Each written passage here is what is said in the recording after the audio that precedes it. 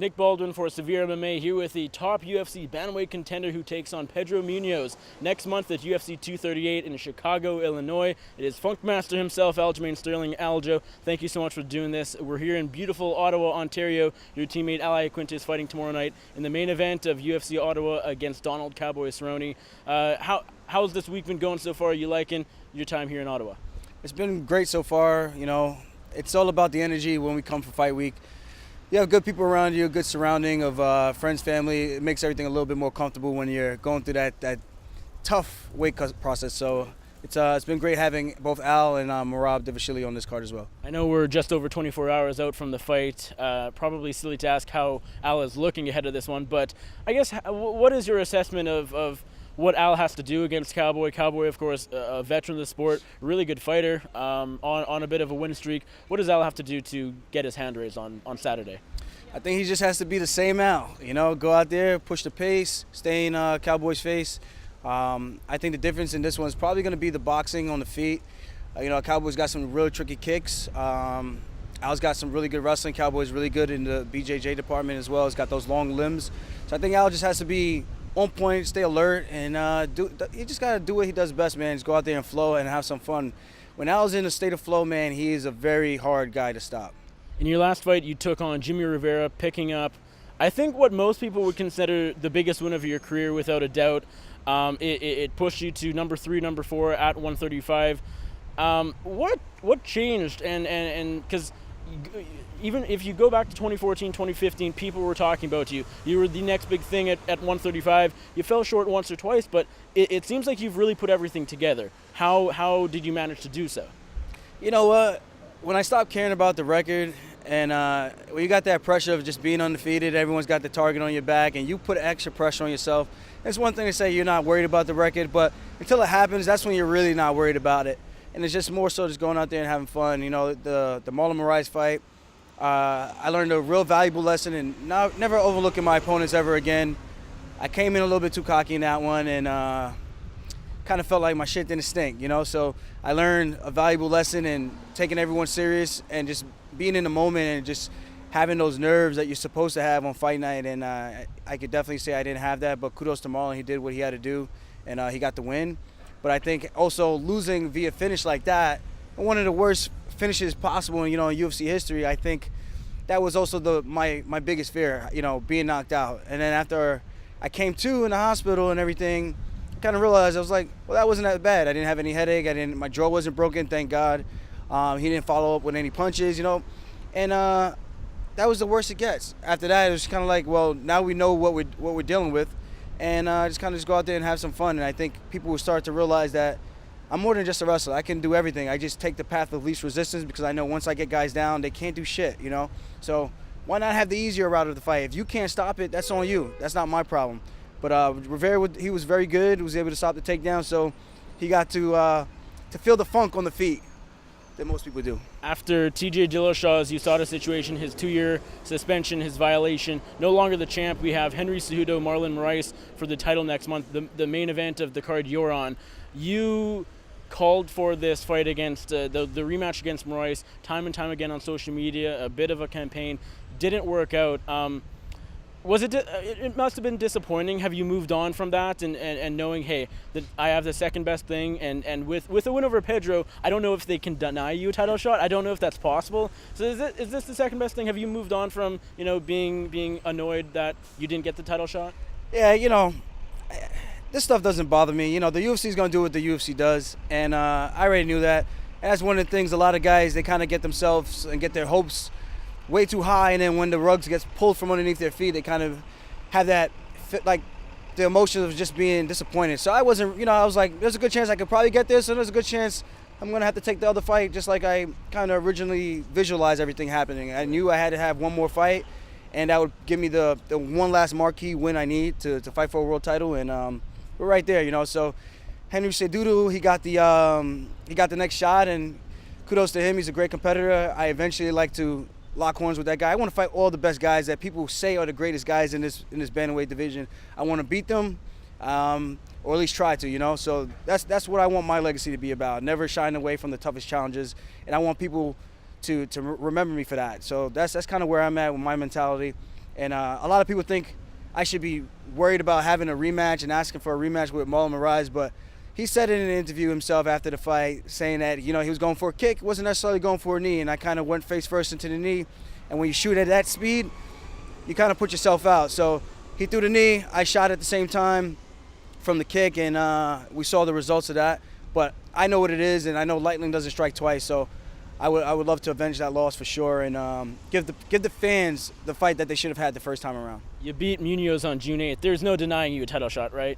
Oh, 100% not. But we all know the UFC does what the UFC does, In the words of Max Holloway, it is what it is. So I'm not going to get my hopes up. I'm just going to try to go out there and do the best I can, try to get a finish. It would be nice to get another finish under my belt. I used to pride myself on being a finisher. I still do, but man, the higher in this echelon of the weight division you get, man, the tougher these guys get. So just got to do what I got to do, man. Hopefully the opportunity presents itself, and maybe I can Pedro Munhoz with his own patented arm trapped in guillotine. I've been hitting it a lot in training lately, so Pedro, watch out. Cejudo moving up to 35. We don't really know what the status of the flyweight division is, so perhaps when we know, your answer will change. But is Cejudo up to 35 just a sort of a one-time thing, or does he have a future at 35 long term?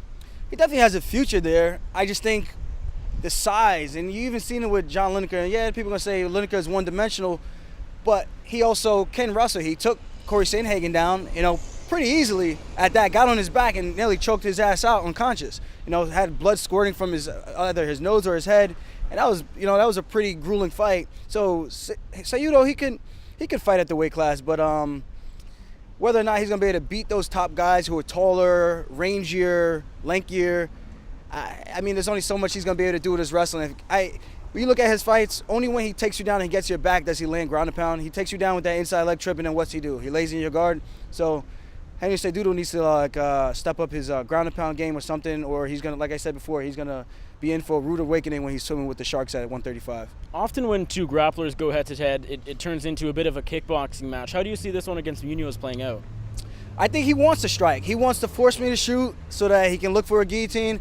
But I'm gonna do what I do. I'm gonna shoot. It's no secret. I'm gonna try to take him down, put him on his ass, and he does what he does best, man. He brings that forward pressure. He likes to. When he brings the forward pressure, he's willing to cover his face, and just whip those leg kicks, those calf kicks, and they slow guys down. They get frustrated. They get hurt with the pressure when he's just walking forward, and eventually he causes a little bit of a panic attack, and guys take these bad reactive takedown attempts, and they pay for it. So I'm on to this. I'm a pretty smart guy. I like to think I have high fight IQ. I know what I'm in for. He's a tough dude, real respectable guy. I like the dude. We made our debuts the same day in the UFC, and I came away with the W. He walked away with the L. So we're gonna have to keep it that way. Now, when I look at you and how you speak and how you fight, I see nothing but a potential superstar in the UFC, and I'm not just saying that because you're right here. Other people agree with that sentiment. I mean, you got the looks, you got the personality. You're a fun fighter. You're the funk. What does it take to break through, sort of beyond the UFC market, and really grow your brand and become that star? I don't know what it is these days, man.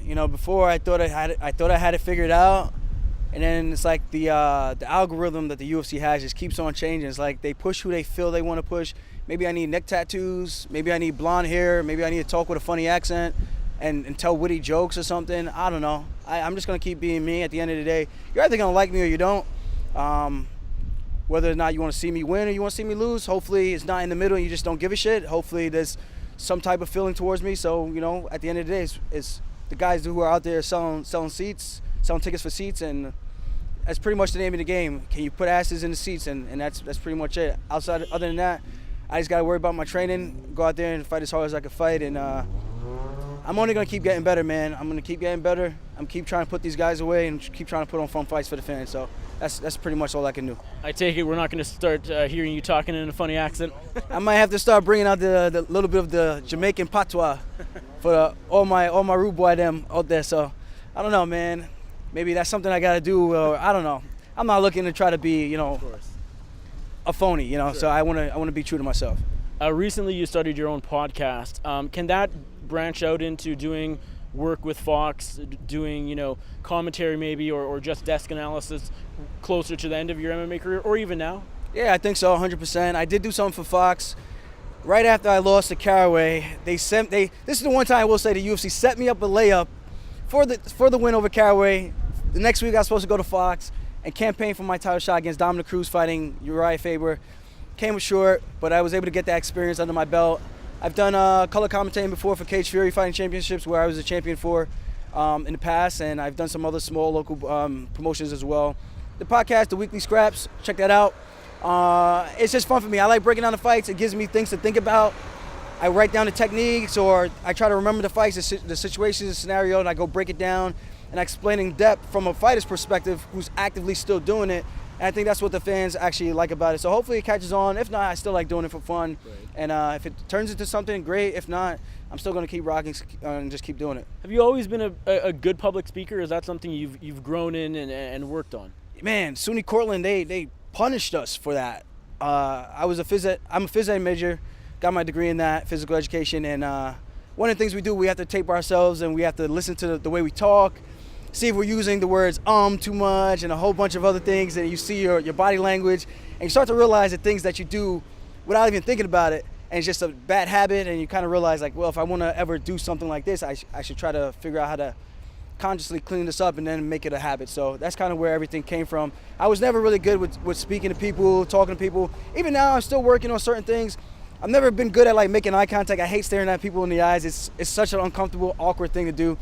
But I've been getting better at it, and just working on little things like that to try to improve my overall just speaking to people. Well, Aljo, thank you so much for the time. Really appreciate it. Good luck tomorrow night with Iaquinta's fight, and of course, best of luck in your fight against Pedro Munhoz, UFC 238 in Chicago on June 8th.